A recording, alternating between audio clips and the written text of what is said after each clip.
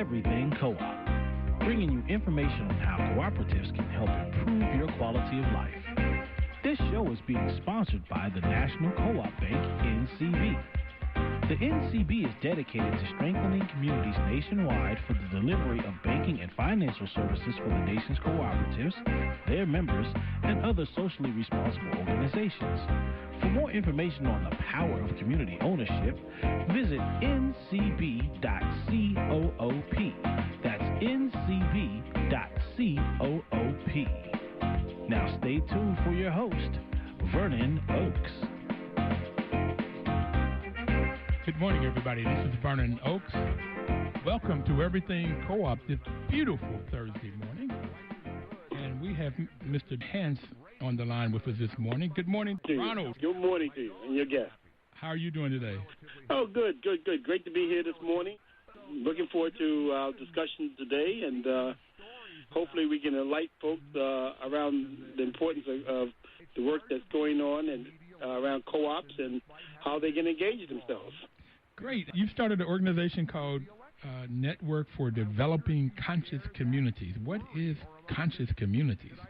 Well, conscious communities is based on the premise that there has to be more intentionality and authenticity around the work that we're doing in community development.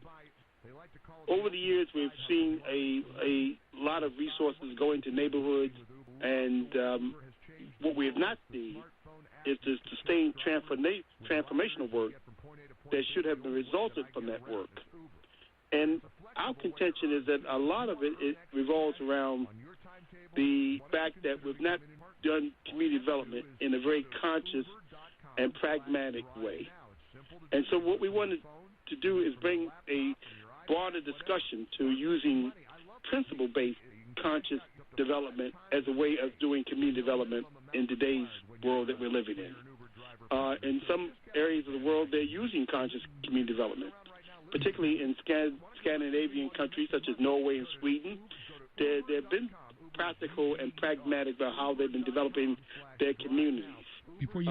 I don't think we've been that, conscious and practical about the way we've developed, communities in the United States, particularly urban communities. Ron, before you get into the examples of conscious communities and where they're being developed, can you give me in the audience some examples of money being put into our communities and how that has not developed it in a conscious way with principles? Well, let's take a look at what happened a year ago in Baltimore last April, and that uprising that took place in the community of Sandtown, Winchester.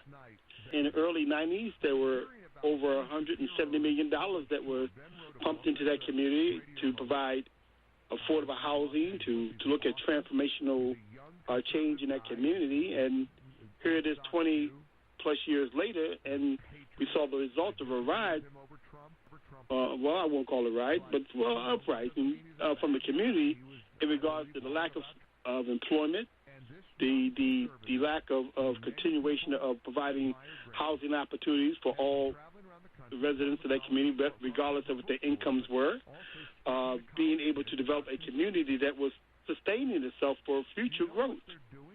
So did that $178 million earmarked to that community back in the 90s create a sustainable community? I will argue no. So that's $170 million put into the Baltimore community in what kind of land grants? Well, it was primarily with federal funding, with some private investment. It was a mixture of funding, public plus private. But the long-term significance, Vernon, which I like to bring attention to, that it was not sustainable. It did not create sustainability. Have you taken a look at where that $170 million went into, what kind of projects it went into, who made money off of it, and what's the results of that $170 million? $170 million sounds like a lot of money in the 1990s. Yeah, it was a lot of money. It was a lot of money. But no, I haven't taken a real deep look at who made money out of the transactions. But I will say this here: certainly the capacity of the community didn't enlarge itself as a result of that $178 million. Can I say that? Can I say it a little different? Go ahead. Poor folks stay poor. Poor folks stay poor. Okay. It didn't change the wealth pattern. Simply put, no, it didn't change the wealth paradigm in that particular community of Baltimore City. You use some very large words. I like to. Well, that's good. But bring me back down to earth. So $170 million went into Baltimore, and there is a book, I've read a part of it, that talks about the money that's made, the profit that's made off of poverty. Oh, yes. Without a doubt. And I had come to the conclusion as managing housing co-ops and condos, HOA, that's what I do my full-time work. And when I started looking at the benefits of housing cooperatives versus apartment buildings, why doesn't the U.S. government put more money into housing co-ops? And every variable you can think of, housing co-ops outperform apartment buildings, except for one variable.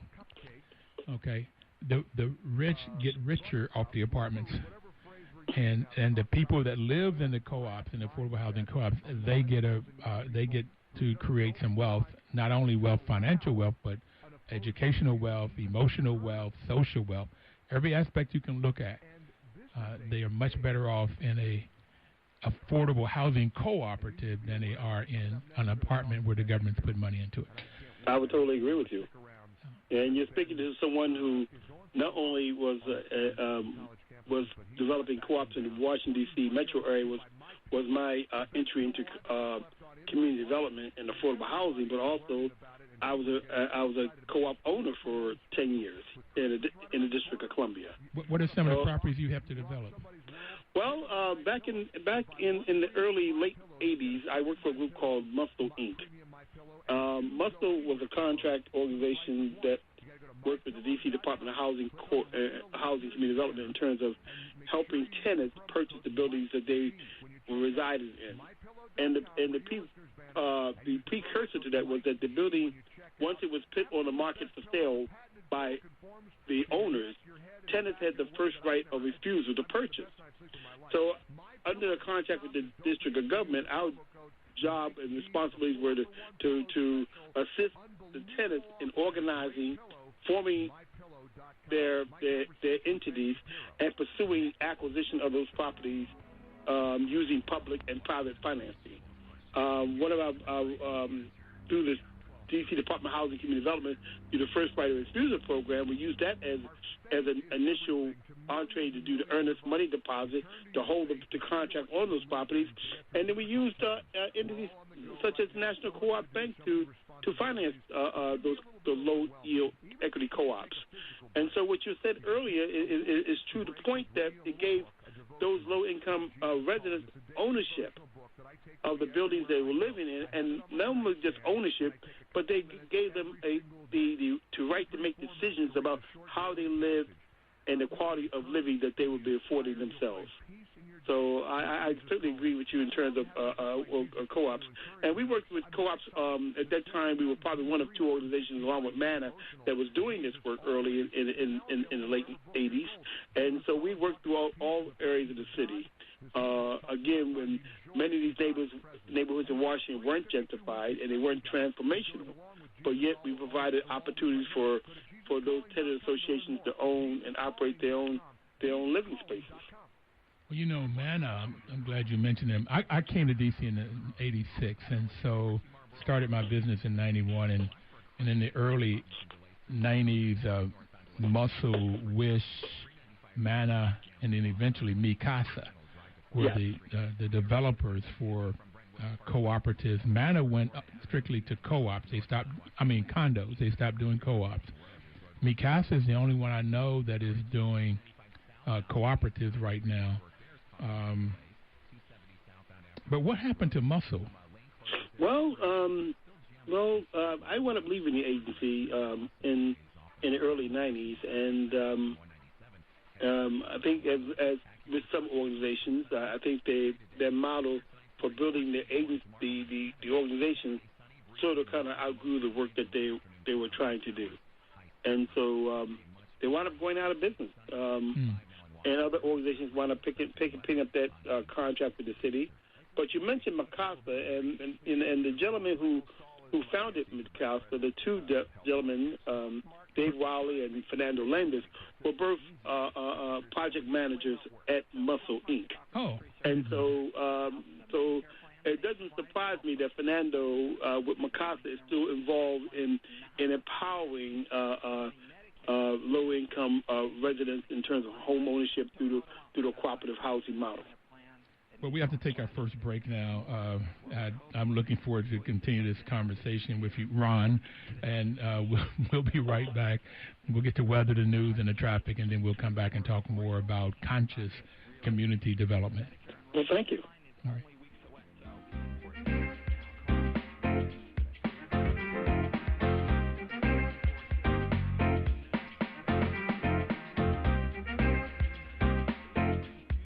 Information is power. This is Vernon Oakes talking to you about cooperatives this Thursday morning, and we wanted to give you information. That's why the National Cooperative Bank is sponsoring this program, to give you information about cooperatives and such that you can go start your own, or you can find one so that you can have power. You can have the power to control your own destiny. You won't need a king, as they talked about I think in the books of Kings, the Israelites wanted a king, and a lot of people seem like they were wanting the same thing, why they may have voted for Donald Trump, but we're not looking for an individual. In co-ops is self-help, self-determination, self-responsibility. So we can come together and create our own businesses, our own communities, and create wealth within these communities. And, Ron, that's why I like what you're doing. So I've gotten your backdrop. You started with housing co-ops, and then where are you located now? We're located. We're located in the basement of my home here in the District of Columbia. So this is where we operate our think tank and our organization from Vernon. Okay. So you're in D.C. Mm-hmm. Yes, Northeast D.C. Well, my office is right at Benning Road in East Capitol, so maybe we have to get together for. Well, we must do that. We must do that. And figure out how to build conscious communities. So, what are some of the projects you're working on now? Well, we just concluded a conference in Baltimore, bringing some attention to the areas of community development that we thought were important for people to start to get some traction under in terms of just information. So we had a 2-day conference at Coppin State University in Baltimore, which is a historically black college and university, one of two in Baltimore City, along with Morgan State University. And so we had 2 days of real intentional conversation around an area of West Baltimore called West Baltimore. West Baltimore, last year, again, got profiled very highly with the incident that happened as a result of the Freddie Gray incident in Baltimore and the uprising that took place around that. So we wanted to bring some conversation and dialogue to how can we look at, bringing jobs and business and creating some economic wealth in that area of Baltimore that has been disinvested for over probably 20 years. No major project to bring employment, no major project to bring decent and affordable housing, no major projects to train individuals on a new job market and new employment opportunities. So we want to bring some dialogue to that. One of the things that we worked with was the 4 anchor academic institutions that are located in West Baltimore. Coppin State University, as I said earlier, being one of the major institutions along the corridor, West Baltimore corridor of North Avenue. But also we brought in Baltimore City Community College, along with the Maryland Institute and College of Art, along with the University of Maryland at Baltimore. And we brought those institutions in to sort of look at how we can start creating some synergy around the academic anchors to use their procurement power as well as their influence to move a new paradigm of community development in West Baltimore. In that, we invited in the community stakeholders, those community-based organizations that are operating, nonprofit developers, as well as other organizations and individuals, to share in the dialogue and bring their ideas to the table and see what kind of innovative ways we can create some new ecosystems that's going to further build capacity and sustainability, particularly in black neighborhoods. And I will say, Vernon, we targeted, West Baltimore and Baltimore City for this conference, but this is a national dialogue that needs to go on in terms of how and what kind of resources we need to bring to build better, sustainable black neighborhoods, particularly in urban settings. Have you come across the book Cities Building Community Wealth by Democracy Collaborative? Yes, I read an article just recently around that, and matter of fact, even with the Black Lives Matter movement, there's an economic platform even that they have come up with, based on, again, what I said earlier around the European model in Sweden and Norway, where they're doing things to really bring wealth into their communities and create more sustainable communities. In those Scandinavian countries, they've used, they've taxed the rich to help, pay for services for those who are less fortunate. So they've addressed poverty and wealth building in a model that's sustainable and certainly has brought equity across all areas of their society, where we here are continuing to build wealth divides. And I don't see that as a sustainable paradigm in this country as we continue to build up for the haves and the have-nots. There has to be opportunities that we, certainly instill in our economic system, in our business models that move people to a point where they can substantially support their lives and the lives of their families. Otherwise, we're going to find ourselves in some dire situations, and we may see ourselves even seeing more of the Baltimore and the Fergusons erupting around this country. Well, I think we can predict that. I think that's where we're headed if we don't make some changes. At least history says that as the gap gets larger and larger between the haves and the have-nots, revolution happens because the people eventually get tired of being hungry. And so hopefully we could look at this and make some changes. I don't think voting Donald Trump in as president would help that. Particularly, he's talking about giving the rich even greater reduction of taxes. Bernie Sanders and Hillary Clinton was talking about at least their fair share, not trying to say they'll pay more than anybody else, but at least the same percentages, so that we can have that money to pay for the kinds of things that you're talking about. What do you think about your president-elect, our president-elect? Well, I certainly, as time came on the last year and a half, I've learned more about him. I've certainly learned more about his policies and his thinking. There were some things that Mr. Trump said that I could certainly agree with. One of the things he said that really resonated with me, that for the black community, under Republican and even Democratic leadership, our communities have not seen substantial change. And so we really have to weigh out how we, barter our political votes to either party, and what kind of demands that we make in terms of our politicians. Secondly, something he said that resonated too, that even in the cities where there was black leadership, we've not seen major transformation in many black neighborhoods. And so at the core of it, it's about who controlling the resources and who making decisions.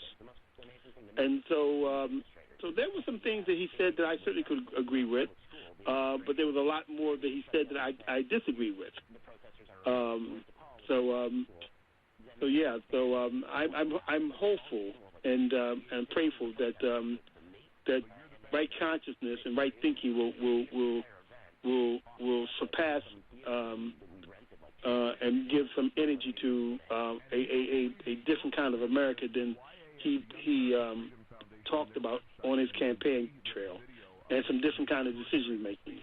But again, as look at the early decisions in terms of his transition team and some of his appointments, it really brings a lot of uncertainty to everybody. A lot to be desired. A lot to be desired. So you had a conference at Joplin State and talking about West Baltimore and trying to get businesses in there, affordable housing, getting people involved so that they can help solve the problems in the community and sustain the community. Yeah, Vernon, I see it twofold here.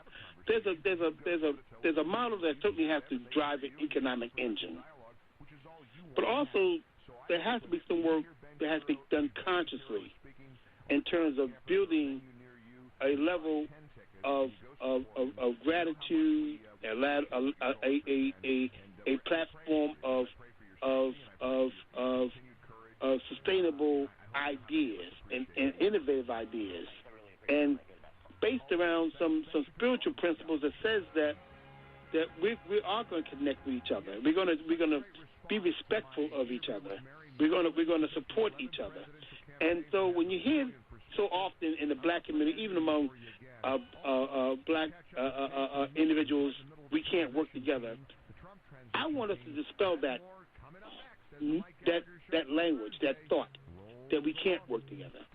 I want us to be able to say to each other that we can work together, we can live together, we can prosper together, we can support each other together.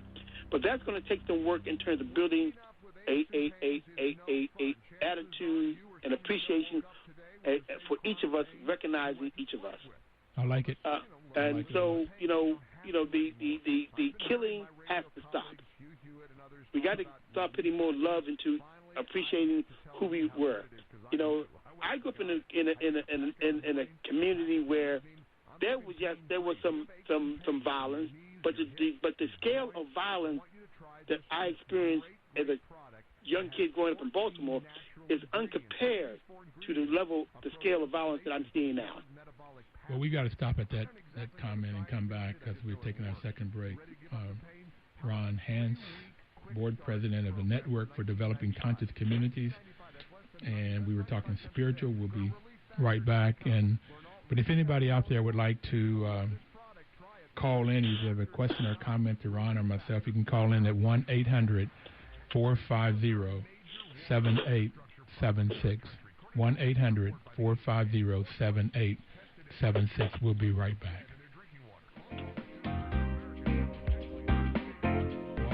We have Mr. Ron Hantz on the line with us this morning.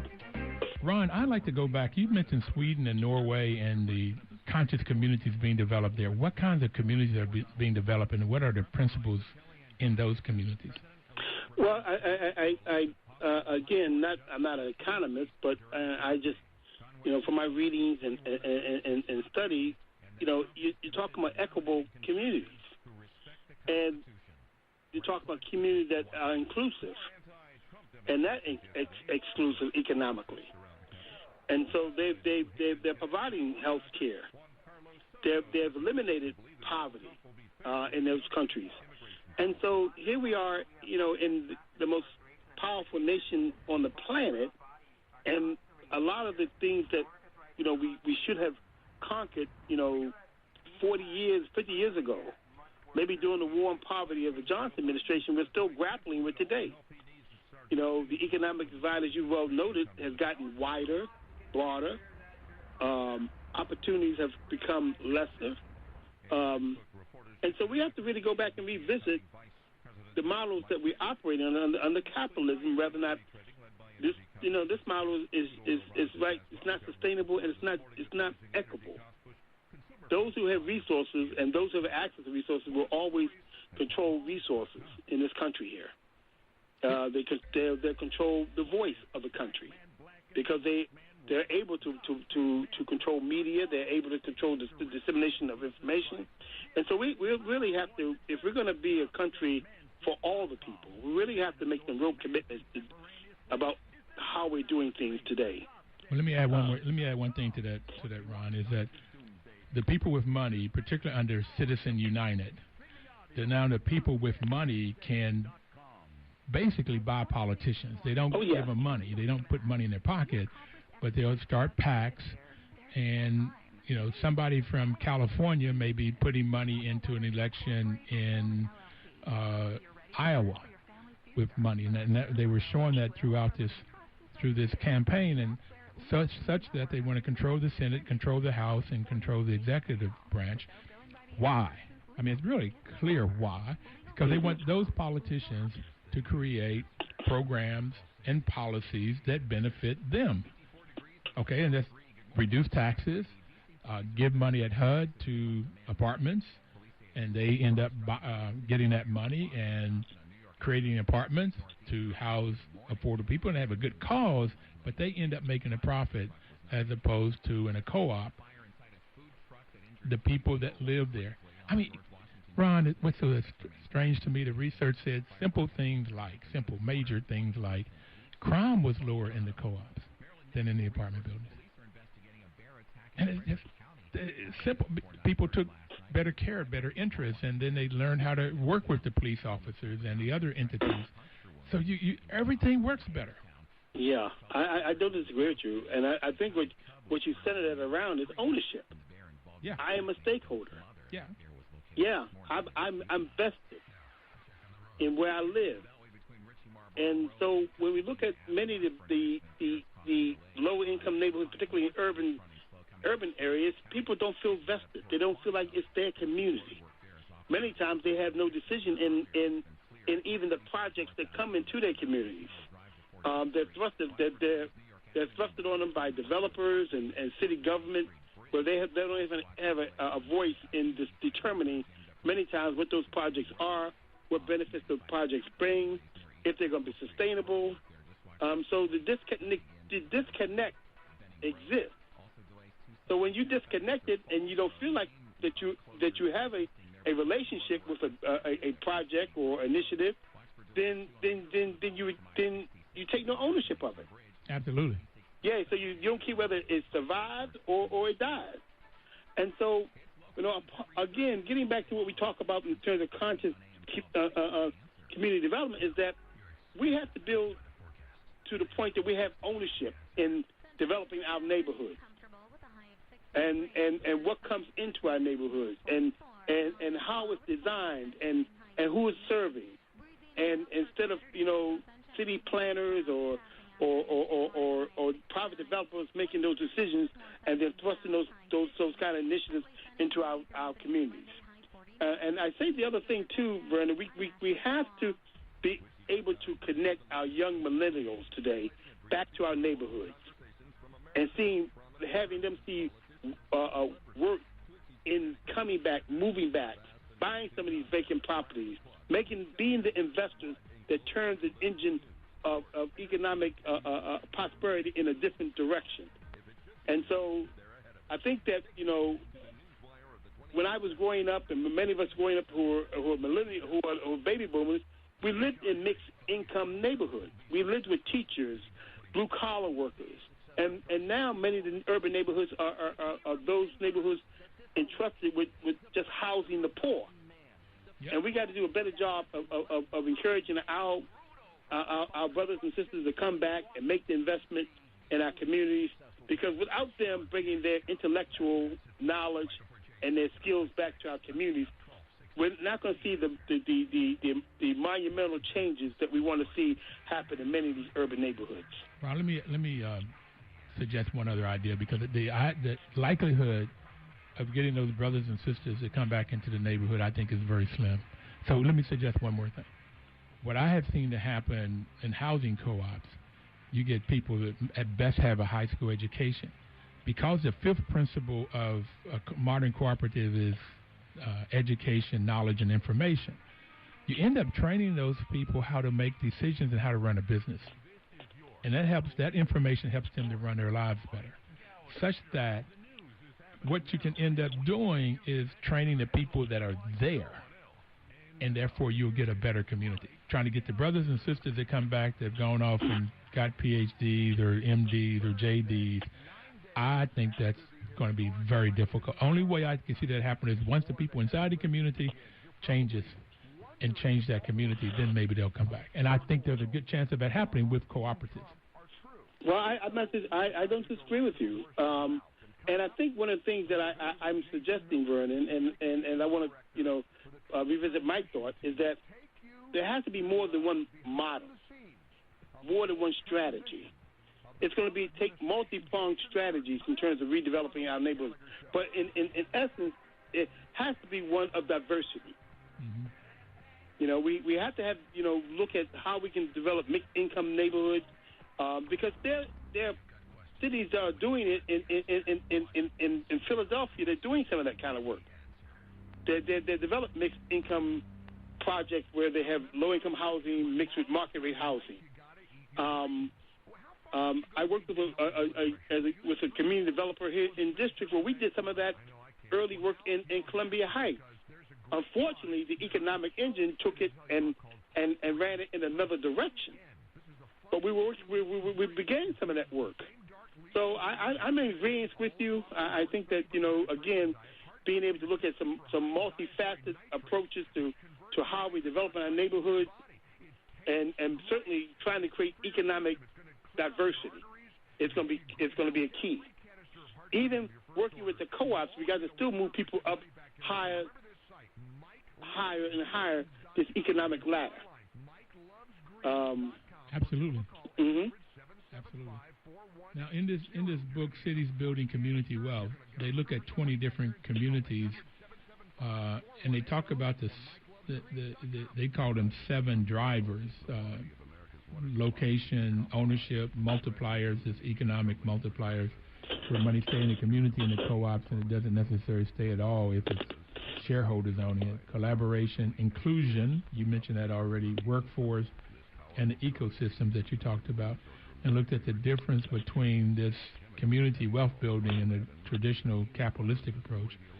And then they talk about what you've already talked about too. What I like about this is they put this stuff down on paper, and it's talk about those well, let's take Cleveland as an example. They looked at both the universities in Cleveland and the hospitals, and they created 3 worker-owned cooperatives.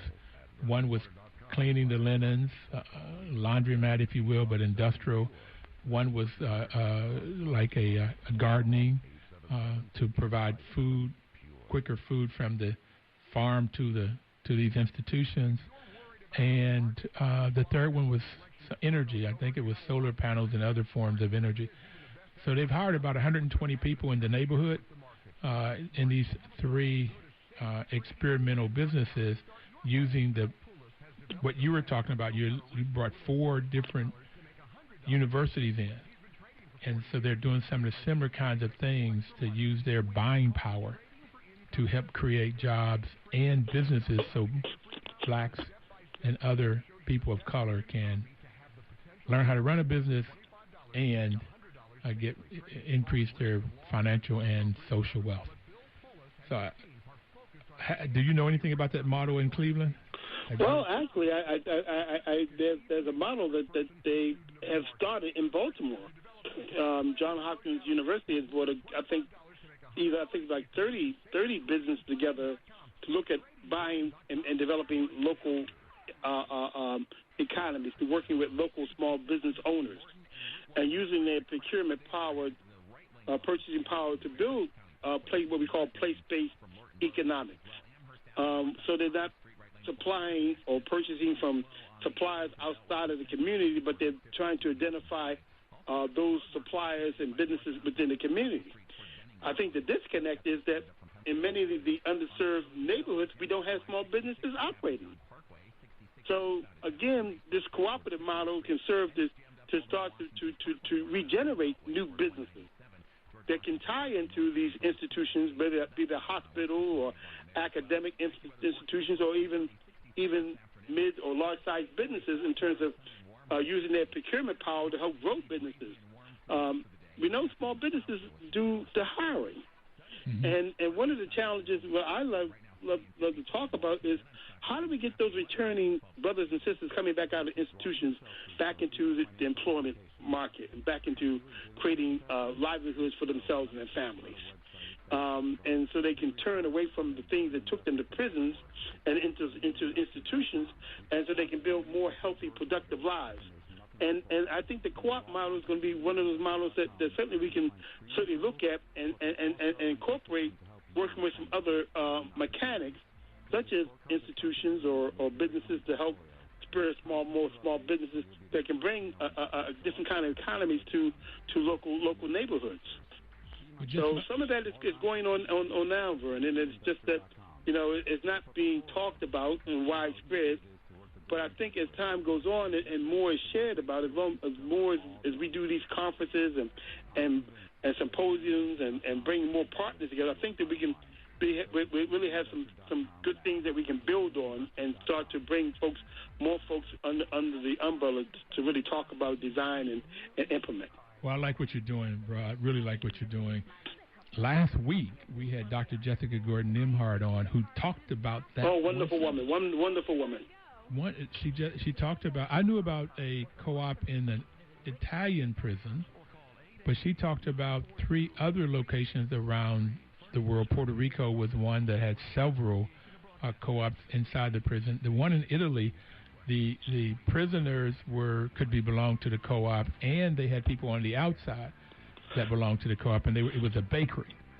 And she talked about different kinds of companies that are being formed with the prisoners as they're in prison, and therefore they get the skills they need, so when they come out, they don't go back. And they have a family to come out to that's working with them. So it's a fascinating, I think the recidivism rate in Italy was like 3%. And we're like here is 70%. That's the people that work in the co-op. It's very high for the people that are not in the co-op.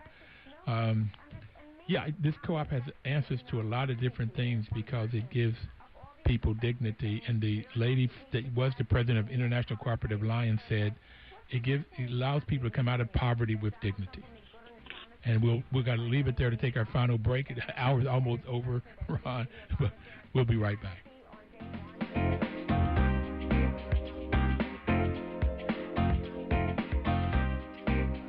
$14.50 WOL.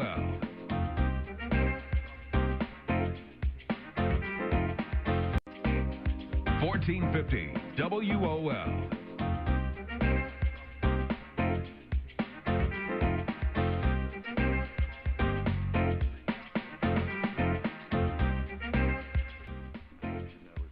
Yes, welcome back, everybody. This is Vernon Oakes on Everything Cooperative. Ron. Yes, sir. What's some of the things that you have coming up? You just finished a Baltimore workshop.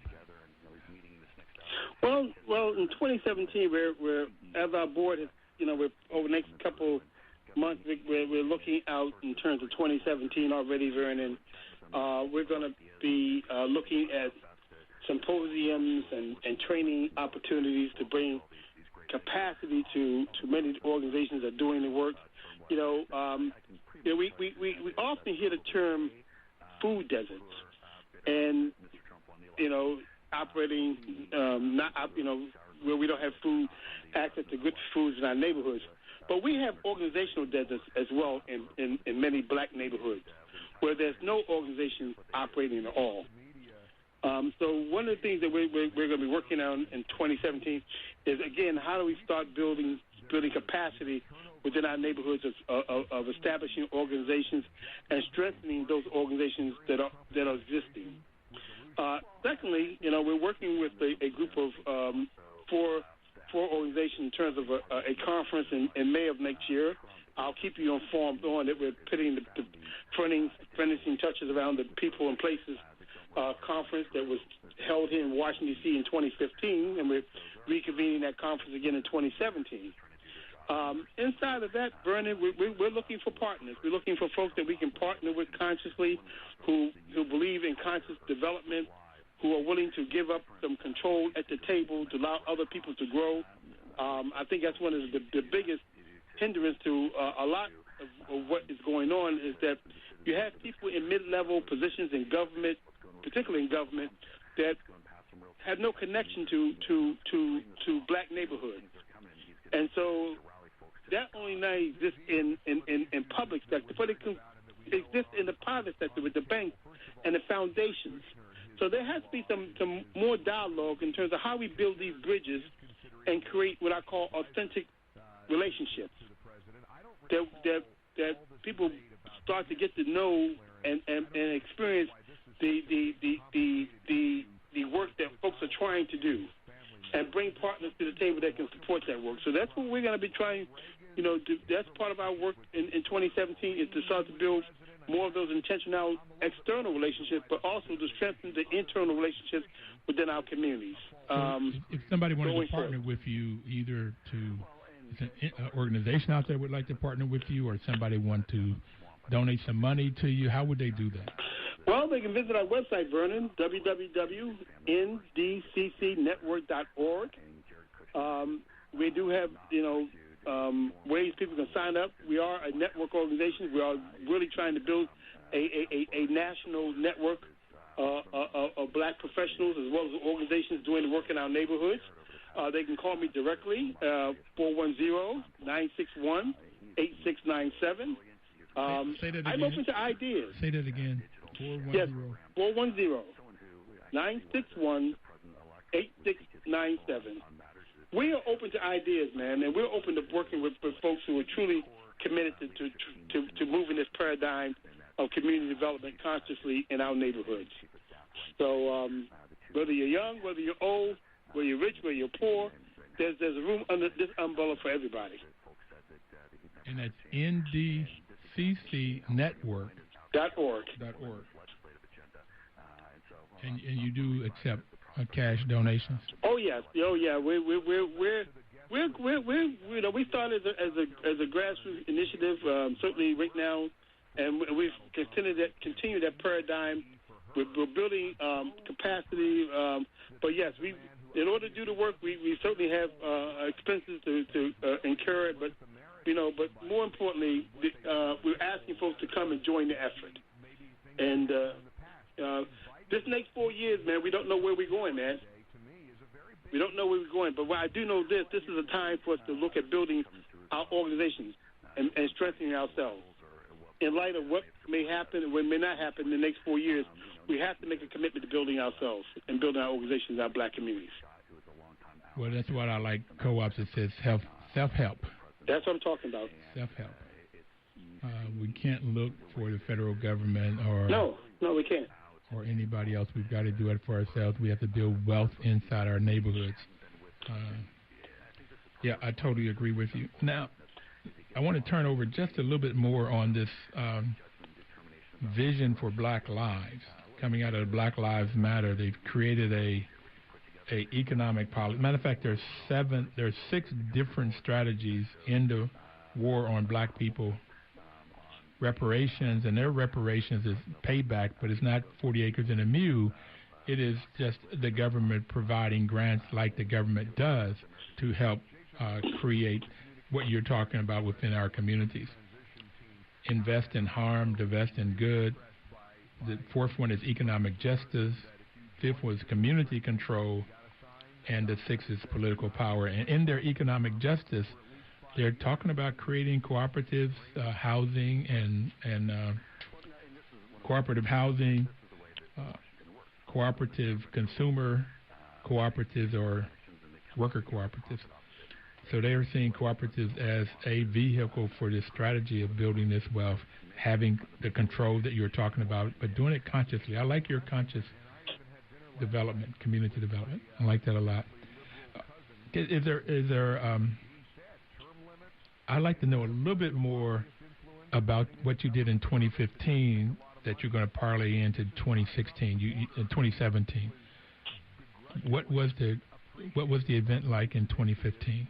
Well, the event that we did at Morgan State University was really around race and community development. We didn't know when we started to plan that symposium that Ferguson would happen, nor did we know that the uprising in Baltimore City would happen.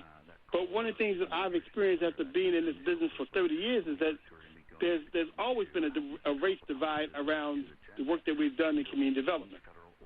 Usually the people who got hired were people who were external to the indigenous community. So they came in and they got directorships and ran programs, but there was no connection to the community. And that's what we found out there. That was the parity between Baltimore and Ferguson. 70% of the people who lived in Baltimore, 70% of people who lived in Ferguson were African American. 70% of the jobs are owned by and operated by people who are external to the community. We got to invert that paradigm. We got to get more people, more diversity into public institutions and even private institutions, so that there is some understanding about the challenges that are going on, and at least having some sensitivity to work with communities.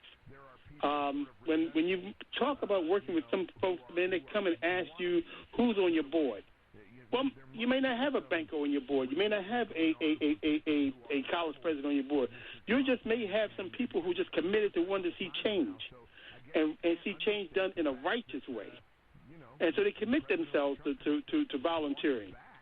But, beyond that, usually there's no relationship between organizations. They don't come visit you. They don't ask you. They don't come and see what you're doing. And that's what happened in Baltimore. There are a lot of people who could take blame for what happened in Baltimore and what has not happened in Baltimore. This investment just doesn't happen by accident. It happens by design. It happens by someone making an intentional decision not to encourage any investment. And so that is the heart of where most of our neighborhoods are lying in, where we are under-resourced. We don't have banking services. We don't have small businesses. And if there are small businesses, they're usually not owned by the indigenous people who live there. Well, you mentioned indigenous people. I just want to, what's real clear with what you're talking about is the Native American communities, if you live on one of the reservations. So you can go look at those reservations and study them. And the government has put a lot of money into them, but it would be around the general store, if you will. Yeah. It would be around the general store, and it's run by a white guy. If you look at all those old cowboy movies, and the general store guy, he would decide what to put into the store, how much to charge for the store, for the goods in the store, and more than likely he would pocket most of the money, if not all of it. It's a lot more profit than services or products.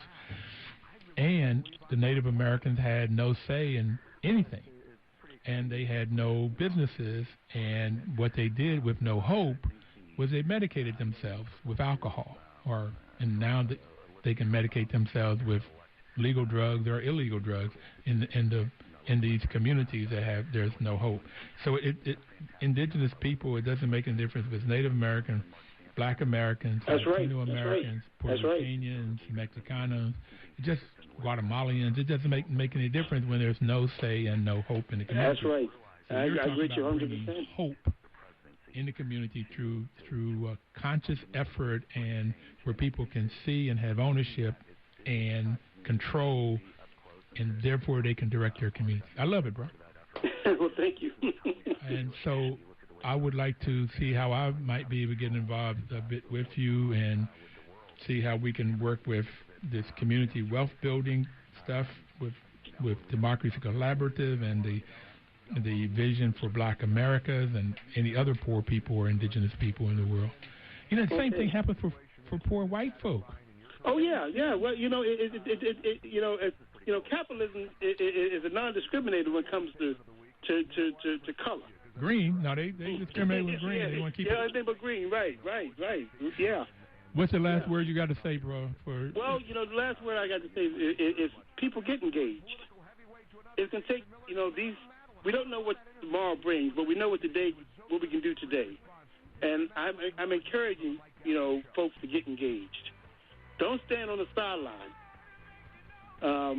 and watch, as we did during this whole campaign for president, and then we were surprised at the end result. Bro, it's going to take engagement and take involvement. You got the last minute. The last word is get engaged. Thank you, everybody. Thank you very much, everybody. We'll see you next Thursday. And this week, please work cooperatively.